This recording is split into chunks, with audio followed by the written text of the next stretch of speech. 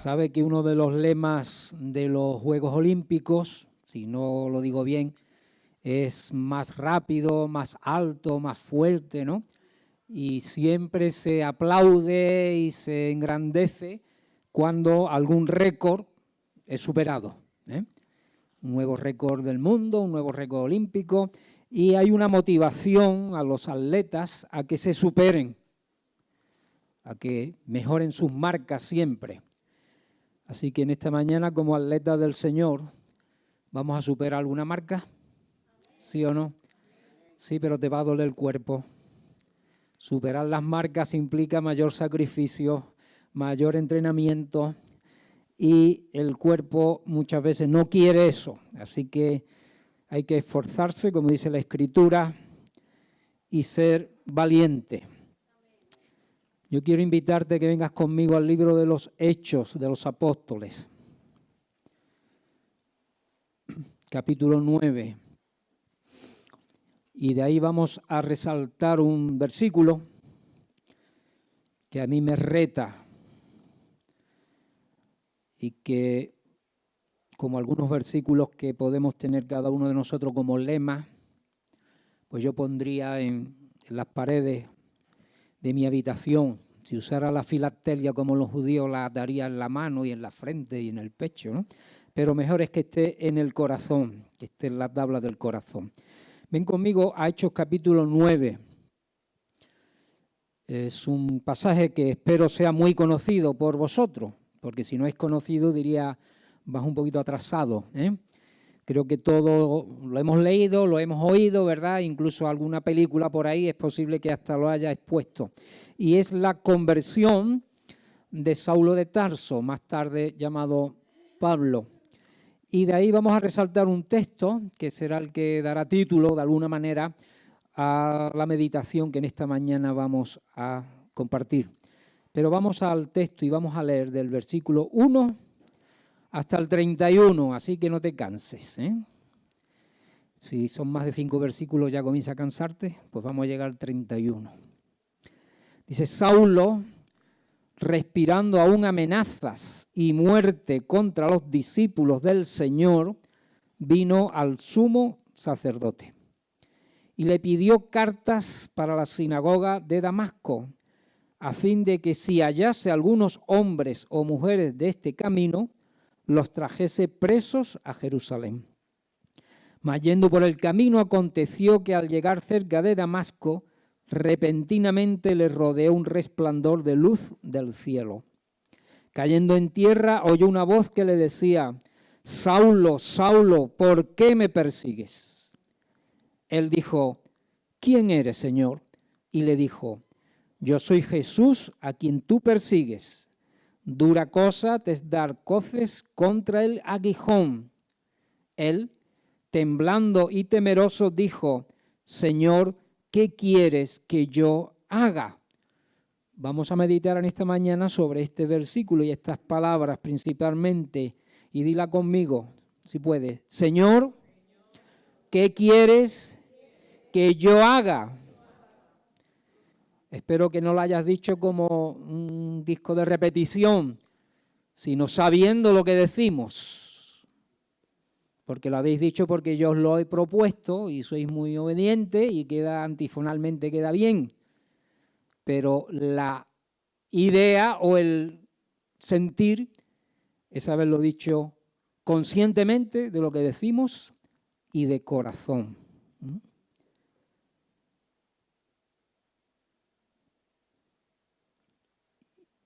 Señor, ¿qué quieres que yo haga? Y el Señor le dijo, levántate y entra en la ciudad y se te dirá lo que debes hacer.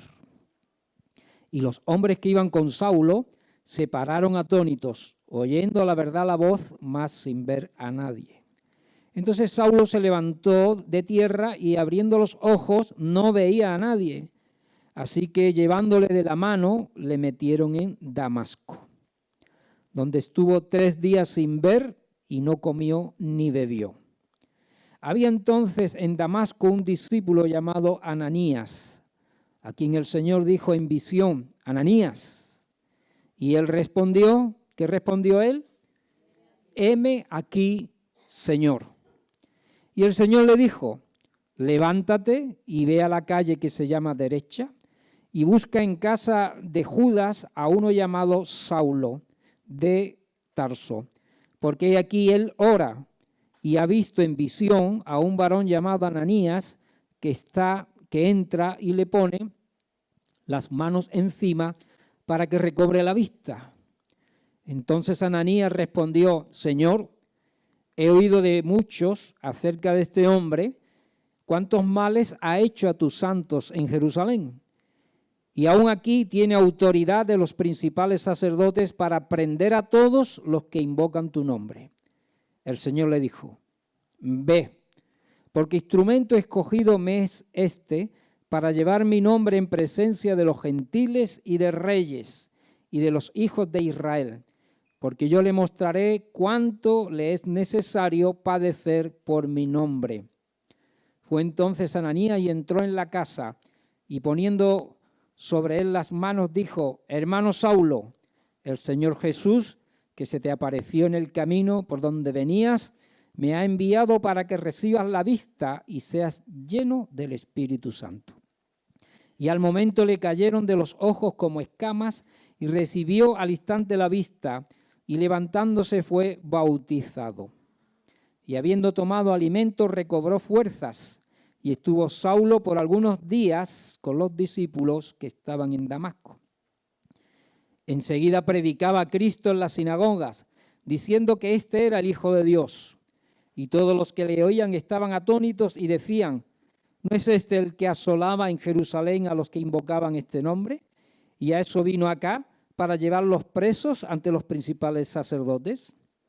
Pero Saulo mucho más se esforzaba y confundía a los judíos que moraban en Damasco, demostrando que Jesús era el Cristo. Pasado muchos días, los judíos resolvieron en consejo matarle, pero sus asechanzas llegaron a conocimiento de Saulo, y ellos guardaban las puertas de día y de noche para matarle. Entonces los discípulos, tomándolo de noche, le bajaron por el muro, descolgándole en una canasta. Cuando llegó a Jerusalén, trataba de juntarse con los discípulos, pero todos le tenían miedo, no creyendo que fuese discípulo. Entonces Bernabé, tomándole, lo trajo a los apóstoles y les contó cómo Saulo había visto en el camino al Señor, el cual le había hablado, y cómo en Damasco había hablado valerosamente en el nombre de Jesús. Y estaba con ellos en Jerusalén, y entraba y salía, y hablaba denodadamente en el nombre del Señor, y disputaba con los griegos, pero estos procuraban matarle. Cuando supieron esto los hermanos, le llevaron hasta Cesarea y le enviaron a Tarso. Entonces las iglesias tenían paz por toda Judea, Galilea y Samaria, y eran edificadas andando en el temor del Señor, y se acrecentaban fortalecidas por el Espíritu Santo. Amén. Muy bien. Hay un dicho que dice que las comparaciones no son buenas, ¿no? No voy a usar la palabra. Y es verdad que no debemos compararnos en un sentido. Lo que vamos a hablar es que debemos imitarnos en lo bueno. Ninguno de nosotros podría en esta mañana, al menos yo hablo por mí, disculpadme los demás, comparar mi vida y mi experiencia con la del apóstol Pablo. Pero sí es verdad que en algunos aspectos de lo que hemos leído debo de tener puntos muy parecidos o similares, guardando que cada uno tenemos una experiencia propia y personal.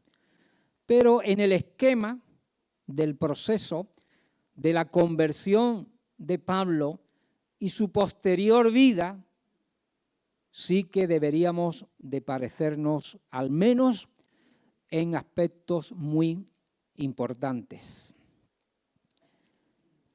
No es antibíblico imitar, porque la Biblia en algunos pasajes nos invita a fijarnos y a imitar o tratar de hacer cosas o tomar decisiones parecidas de otras personas.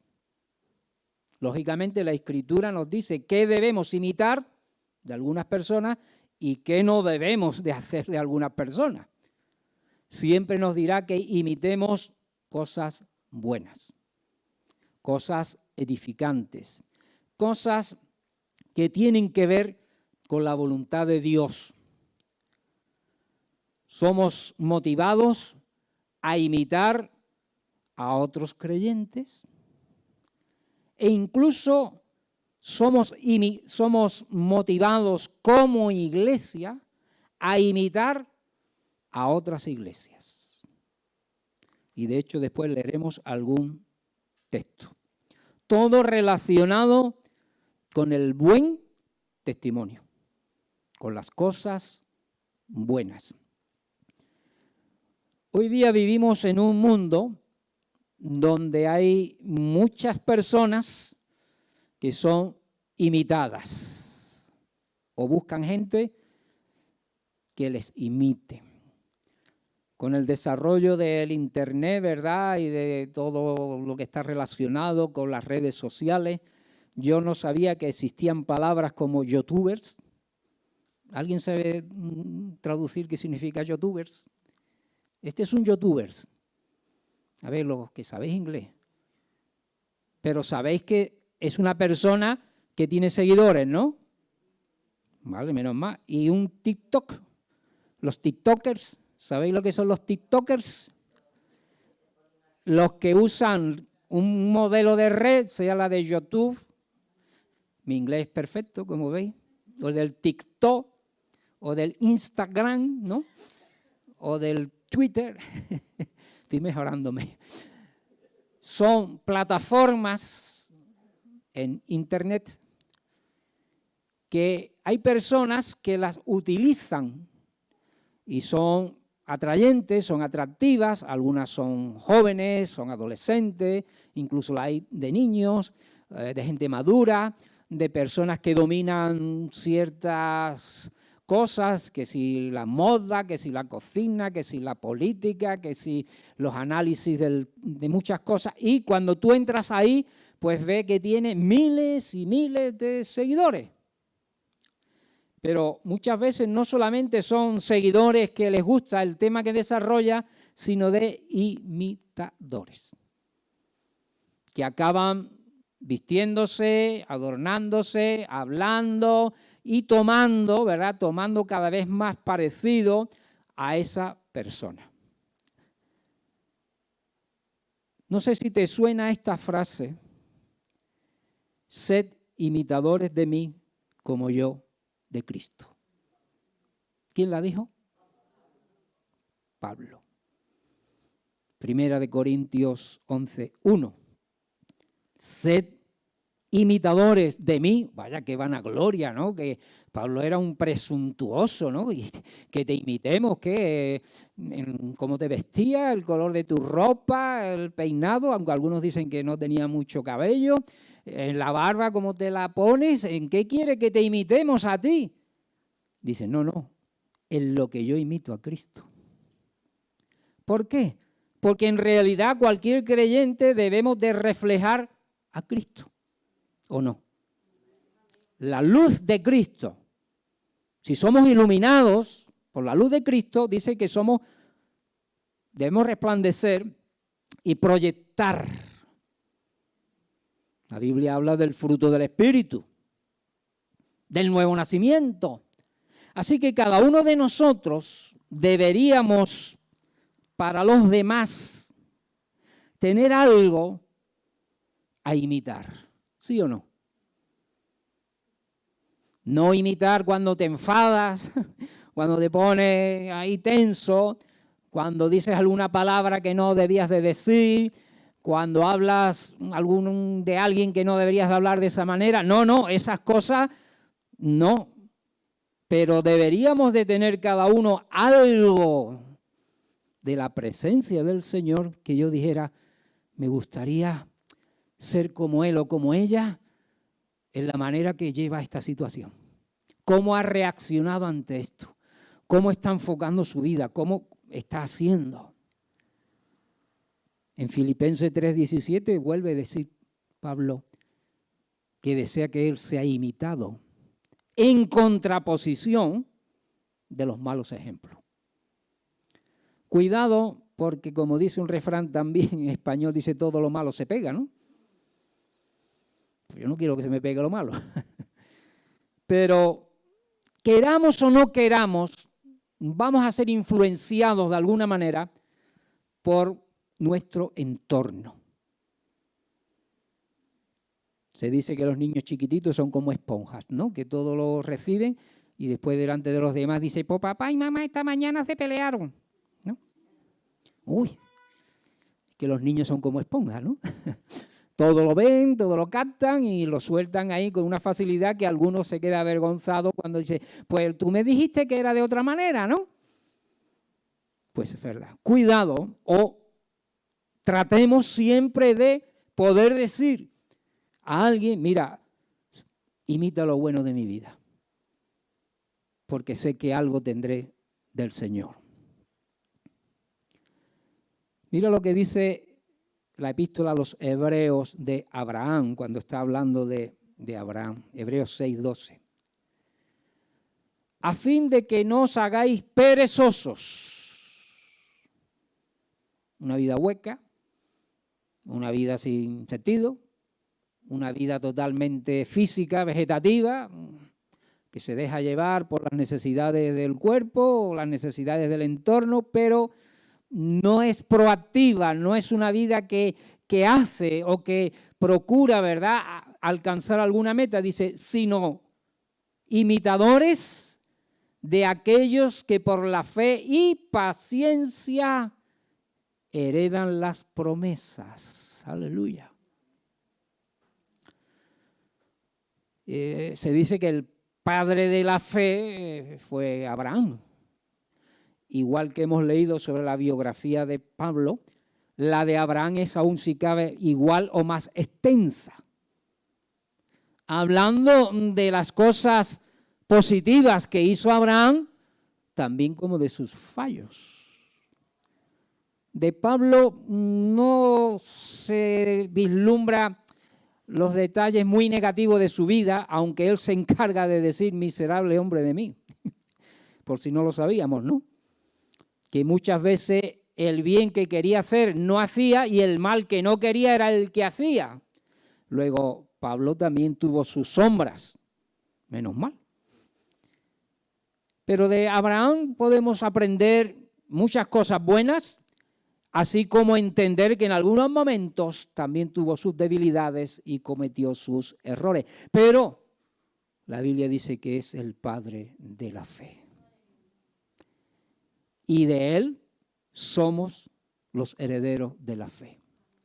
Así que estudia cuál fue la fe de Abraham para que esa fe se nos pegue un poquito a nosotros. Y ahora vamos a un terreno más, diríamos, casero, más de nuestro entorno, que dice también Hebreos 13:7, acordaos de vuestros pastores que os hablaron la palabra de Dios. Considerad cuál haya sido el resultado de su conducta e imitad su fe. Luego, si hay algo que tenemos que imitarnos unos a otros es la fe. Pero la fe bíblica. La fe de confiar en Dios en todo momento, bajo toda circunstancia. Una fe que ayuda a alcanzar promesas. Una fe que ha sido probada por fuego, que ha sido probada en los malos momentos, en las malas circunstancias, pero que una vez que ha sido probada ha alcanzado la promesa y la bendición de Dios. Así que yo también he tenido mis pastores y tuve mi pastor, del cual por establecer una estrecha relación conocí varios aspectos de su vida. Buenos y no tan buenos. Pero si de algo yo quiero acordarme de mi pastor, que ya no está entre nosotros, es sus momentos de fe y las victorias que hubieron en su vida. Lo demás, pues habrá cosas que desde luego, pues no quiero que se hubieran quedado o se hubieran pegado a mi vida, pero igual pasa conmigo y contigo. Pero aquí hay una exhortación a que se entiende y se supone que habrá personas en la iglesia por su posición o por su llamado o por su exposición pública, porque se conoce de sus vidas más que de la tuya, en el cual conviene reparar, no tanto para, como leíamos el otro día o se nos decía, que querían apedrear de nuevo a Moisés por sacarlo de Egipto y echaban de menos la cebolla y los puerros y dijeron, vamos a apedrearlo y volvamos a Egipto, pero no se acordaban de la fe de Moisés cuando las plagas, ¿no? Y cuando se abrió el Mar Rojo. Así que hay que considerar siempre a personas por su trayectoria, por su posición, porque están más expuestos, porque sabemos más de su vida, de su biografía, considerar la fe que les haya permitido heredar promesas. Amén. Fíjate en lo bueno, no murmures de lo malo. Y lo malo, pues, no te fijes, no lo imites. Hemos hablado de personas, pero también quiero llevar a un matiz de iglesias. Mira, en 1 Tesalonicenses 1, del 6 al 10, no lo vamos a leer, y en 2 de Corintios 8, del 1 al 6, no lo vamos a leer, como queda grabado, lo vas a leer tú, si lo estás apuntando. Hay una motivación que el apóstol Pablo hace de alguna iglesia y habla, ¿verdad?, de su capacidad en el sufrimiento. Y le dice a los creyentes de Tesalónica que estaban siendo perseguidos ya por el Imperio Romano y que muchos habían sido asesinados, dice que sois ejemplo. Habéis llegado a ser ejemplo de las demás iglesias de la manera en que soportáis las aflicciones. Los que hemos tenido oportunidad de viajar fuera de nuestro país y conocer iglesias de otros países donde predicar te lleva a la cárcel o a la muerte, donde eres de alguna manera presionado por una situación de guerra o de escasez, uno dice, es admirable. Estos hermanos no saben si van a comer mañana o qué comerán. Estos hermanos no saben si se entera su familia, sus padres, si lo van a echar a la calle, o si lo van a meter en la cárcel, o si los van a expulsar de su trabajo, van a ser unos parias de la sociedad. Y sin embargo tú ves ahí su alabanza a Dios, su confianza en Dios, su esperanza en Dios, y tú dices, son ejemplos. Yo que estoy en un país donde tengo todas las facilidades y por buscar alguna persecución digo, es que no me dieron el permiso para salir a no sé dónde. Bueno, vale. Tenemos que escarbar ahí para encontrar una opresión. Y tenemos que escarbar para decir que hay escasez. Es verdad que hoy todavía algún creyente puede que sufra persecución de su familia, porque piense que si se mete en una secta, que si no sé cuántas historias. Pero no tiene ni comparación con lo que pasaba en la iglesia en Tesalónica. También las iglesias en Macedonia fueron alabadas o puestas como ejemplo de generosidad. Porque se enteraron de que se estaba levantando una ofrenda para atender a los hermanos de Jerusalén que habían quedado pobres, y había una necesidad enorme de alimento. Entonces las iglesias de alrededor decidieron hacer una colecta, dársela a Pablo principalmente y a su equipo para que llevaran ese dinero a Jerusalén. Y Pablo alaba a las iglesias de Macedonia, ¿pero por qué? Porque siendo pobres dieron de su pobreza. No eran iglesias que decían, bueno, pues tenemos tanto que mete la mano ahí y da. No, dieron de lo que no tenían. Y entonces se encarga de alabar o de imitar. Y ciertamente cuando tú llegas a alguna congregación, nosotros porque no tenemos tantas oportunidades, quizás los pastores sí, de viajar, pero cuando yo estoy en alguna congregación, en alguna iglesia, pues procuro enterarme cómo funciona, qué programas tiene, cómo solucionan ciertas problemáticas, cómo es su área social, cómo cuidan a los niños, cómo cuidan a los jóvenes, cómo cuidan a los pastores, ¿no? Tratando de adquirir algo bueno de esa iglesia. ¿Nosotros tendríamos algo bueno que aportarle al resto de las iglesias? ¿Tú qué crees? A mí me han alabado a veces esta congregación.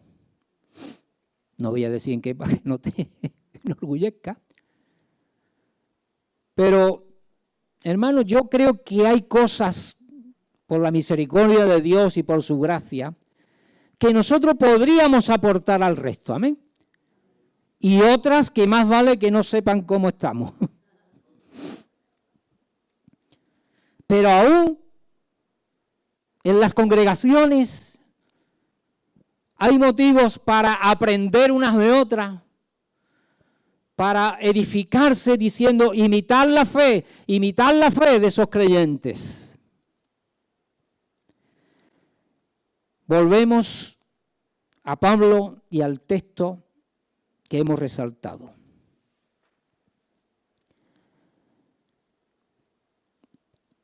¿Qué podríamos hacer semblanza? ¿Cómo era Pablo antes de su conversión? ¿Cómo era? Perseguidor y enemigo de la Iglesia de Cristo. Incluso se deduce, porque él mismo lo dice, que habría llevado gentes a que fueran muertas. Él consintió la muerte de Esteban, allí guardando la ropa de los que apedreaban, pero se hizo cómplice de la muerte de Esteban. Y se supone, o se entrelee, que cuando él iba a las sinagogas o persiguiendo a los cristianos y los llevaba presos, y algunos de ellos eran para acabar muertos.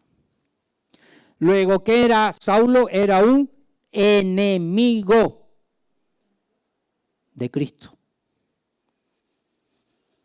Religiosamente era un ejemplo, era brillante en el judaísmo, de tal manera que le dieron autoridad, le dieron cartas, le dieron soldados, le dieron gente y lo encomendaron y era príncipe de la ley o del establecimiento religioso, pero para Dios, ¿qué era? Un enemigo. ¿Tú has sido en alguna etapa de tu vida un enemigo de Dios? Porque si dice que no, mal andamos. Porque la Biblia dice que todos estamos enemistados con Dios. Pero yo no llevaba a los creyentes al patíbulo. Bueno, pero no hacían la voluntad de Dios. Y muchas veces cuando hablaba negabas a Dios o negabas su divinidad. Y algunos hasta podíamos decir palabras deshonestas con respecto a Dios y ser blasfemos. O llevar una vida totalmente ajena a la voluntad de Dios. Luego tú y yo debemos de tener una historia. Como está la humanidad dice, antes de Cristo y después de Cristo, ¿no? Los años, ¿no? Aunque los judíos hablan de la era común. Un judío siempre dirá, estamos en de la era común. Ellos nunca dirán después de Cristo. Pero es curioso, y los árabes llevan otro calendario, y los hindúes, yo qué sé. Pero tú y yo deberíamos poder decir mi vida antes de Cristo y mi vida después de Cristo. Porque si no ha habido una transición, lo que ha habido una impregnación, un adquirir unas costumbres, una similitud, ¿verdad? Una imitación, pero no una experiencia. Porque la conversión no es una imitación, es una experiencia de vida. Que la de Pablo fue traumática, bien. Yo conozco la mía. A mí no se me apareció el Señor con esa luz y con esa voz diciendo, Julio, Julio, ¿verdad? ¿Qué haces, no? Pero yo cuando escuché un sermón nocturno, cuando la iglesia estaba en la avenida del Perú, y fui ese día al culto sin ganas, sin saber qué hacer, estaba en mi casa aburrido, preparando las oposiciones, el mundo se me caía encima, era otoño, algo me movió que no era normal para ir allí a un culto en mitad de la semana, de noche, coger el autobús. Pues nada, allá que me levanto, allá que voy, llega el pastor Luis Guillén, que era el que predicaba en ese día, hace una predicación y en mitad de la predicación yo tengo una vislumbre, no voy a decir una visión, pero una vislumbre de Jesús en el Calvario muriendo. Y yo que tenía unas ideas y había sido conflictivo y estaba en polémica con la ciencia, con la religión, con todo, tenía un lío en la cabeza tremendo. Lo único que en ese momento entendí, el amor de Dios, Jesús muriendo a causa de mis pecados.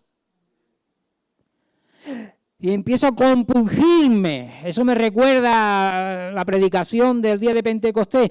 Empiezo a sentir un dolor en el pecho. ¿Qué he hecho?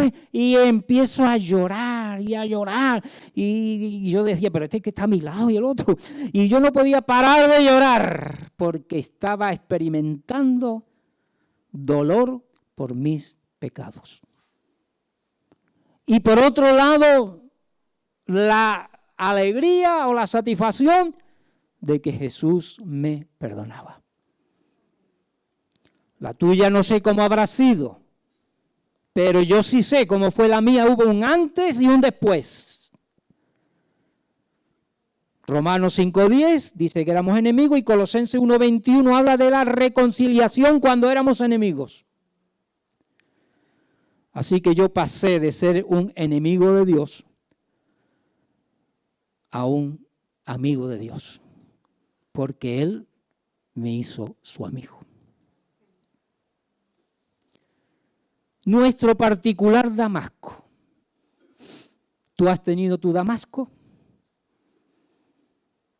Examina, recuerda.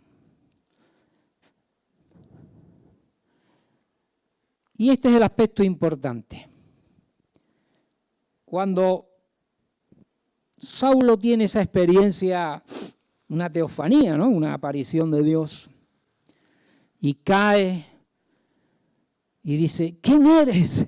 Me imagino que, bueno, ¿cómo estaría?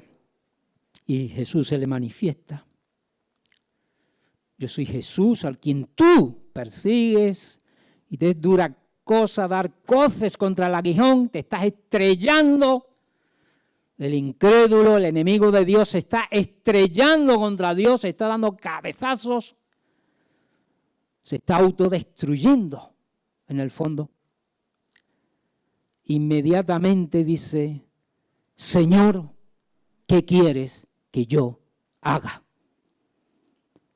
Yo no sé si tú has pasado a ese nivel,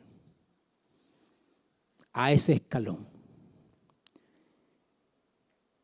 Porque mira, la primera palabra dice Señor. Kyrios, kurios, como se escribe en griego. Es reconocer que hay un Señor sobre todas las cosas. Yo tenía una idea de Dios. Un Dios creador, un Dios por aquí, un Dios panteísta, un Dios no sé dónde, un Dios no sé cuánto. Pero tú has tenido la experiencia o la tienes de que existe el Dios Señor de todas las cosas. todopoderoso y que tú estás en el suelo caído, humillado, derrumbado ante su grandiosidad. Yo era orgulloso en mis ideas y en mi pensamiento. Todos hemos sido orgullosos, ¿no? Seguro de nosotros mismos. ¿Quién no lo ha sido?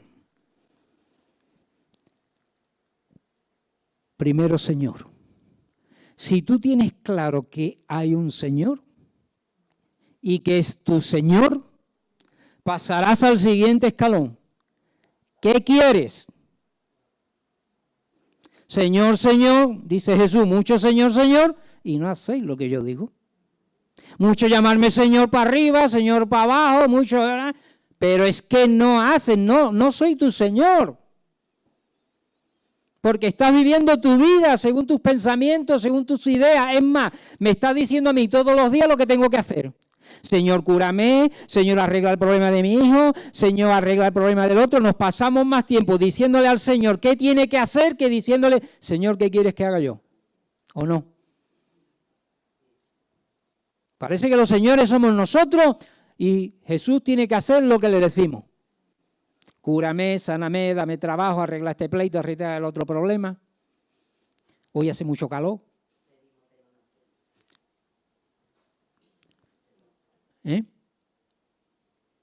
No, al Señor hay que decirle qué quieres o no. Tu oración es ¿qué hagas o qué hago? Hay que cambiar un poquito el paradigma, ¿no? Es verdad que el Señor dice pedidme. Pues sí, hay una apertura, menos mal, pero el Padre Nuestro dice, ¿qué dice al principio? Hágase tu voluntad. Hágase. Muy bien, hemos llegado al que quieres. Amén. Pero después hay que personalizarlo. Que yo. No que, Señor, lo que tiene que hacer es mi mujer tiene que mejorar, mi marido tiene que ser de esta manera, mi jefe no sé cuánto, mi no sé quién. Parece que el hágase tiene que ver con el entorno, pero hay que personalizarlo. Señor, ¿qué quieres que yo? Y después viene el verbo, ¿no? Haga.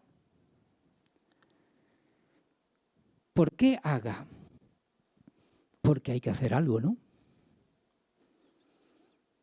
Él llevaba su proyecto, llevaba su vida, llevaba su esquema. Voy a perseguir a la iglesia, a los de este camino, que es una herejía, que va contra el judaísmo, que ataca a los cimientos de Israel. Él lo tenía muy claro, ¿verdad? Estaba muy convencido. Él tenía un modelo de vida, vamos, iba como una moto, como decimos aquí. Pues a partir de ese momento se quedó sin nada. Se quedó a cero. Entendió que esa no podía ser ya su vida.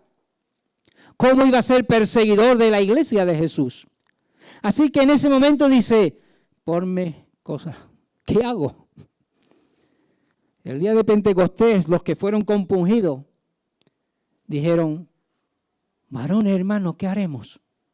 ¿Qué podemos hacer? Hemos negado al Mesías. Hemos crucificado al Mesías. Se quedaron totalmente desvalidos, no tenían ya modelos, no tenían ya nada. Dijo, ¿qué podemos hacer?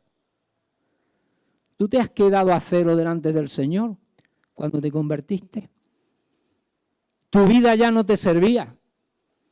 Tus paradigmas, tus proyectos, tu modelo. Hay que llegar a ese momento traumático, si quieres. Es decir, Señor, ¿qué hay que hacer? Y el Señor comenzó a decirle, mira, por lo pronto, levántate, que te lleven a Damasco y se te dirá lo que tienes que hacer. Amén. En dosis, en pequeñas dosis. Porque si le llega a decir todo... Pero qué bueno es que tú sepas que Dios te va a decir lo que tienes que hacer. En su momento, en su tiempo, Cuando yo me convertí, ni idea de lo que iba a ser mi vida a partir de los 22 años. Ni idea. Por supuesto, si me hubiera dado... A Pablo ya le dijo que iba a sufrir mucho por causa de su nombre. Si a mí me hubiera dicho el Señor ciertas cosas que me iban a pasar, a lo mejor me hubiera debilitado. Dios lo va mostrando en su momento. Entonces la pregunta que nos debemos de hacer en este momento es ¿qué estamos haciendo? ¿Qué estás haciendo con tu vida ahora mismo? ¿A qué la dedicas? ¿En qué te ocupas? ¿Cuál es tu proyecto de vida? ¿Qué es lo que te motiva? Pues tiene que ser lo que Dios te esté marcando. Ni más ni menos. Puede que seas un brillante doctor, abogado, ingeniero, o un perfecto albañil, o una perfecta misionera, o bien.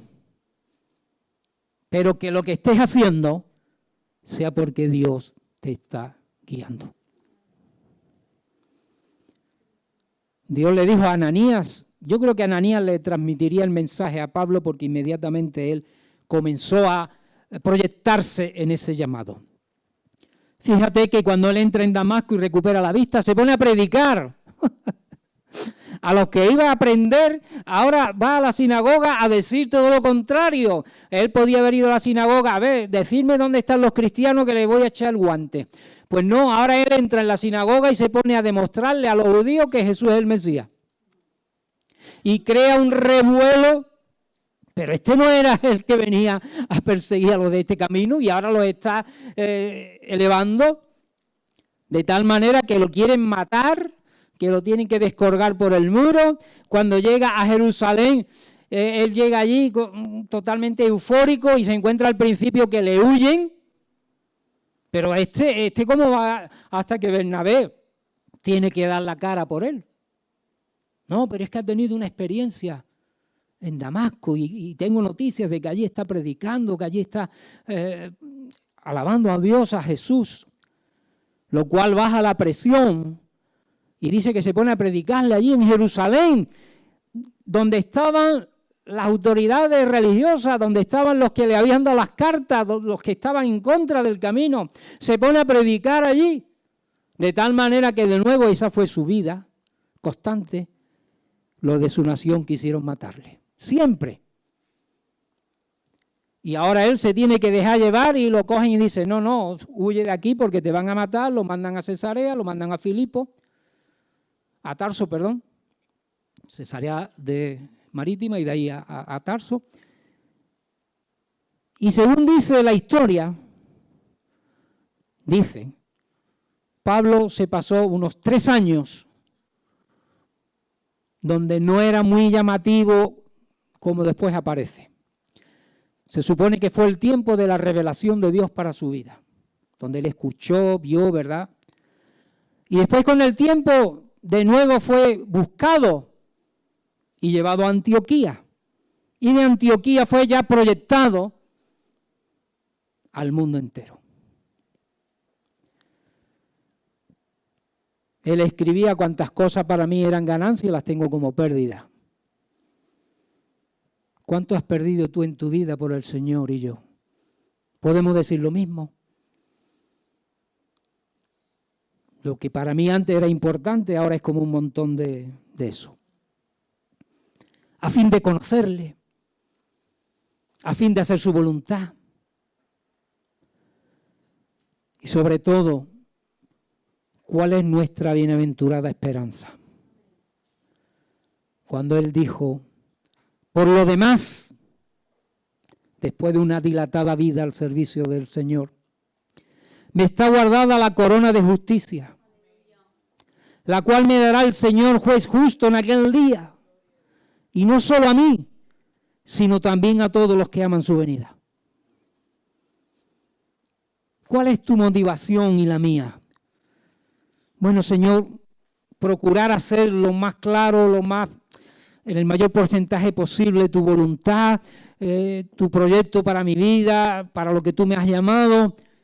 Pero realmente, Señor, a mí lo que me mueve es que un día estaré en tu presencia. Y que un día, Señor, escucharé esas palabras de, bien, buen siervo y fiel, sobre lo poco fuiste fiel, sobre mucho te pondré. En definitiva, a quien debemos imitar es a Cristo. Porque a veces, ¿verdad? Yo soy de Pablo, yo soy de Apólogo, yo soy de Cefa, yo soy de fulanito, yo soy de no sé dónde. Nuestro gran ejemplo siempre será Jesús. Él se dispuso a cumplir con la voluntad del Padre. No he venido a hacer mi voluntad, sino la de aquel que me envió. La del Padre. Ponte de pie. Y recuerda este texto de Juan 5:30. No busco mi voluntad, sino la voluntad del que me envió, la del Padre. Ojalá de esta meditación te queden estas palabras. Señor, ¿qué quieres que yo haga? Padre, te damos gracias en esta mañana. Gracias por tu presencia en este lugar.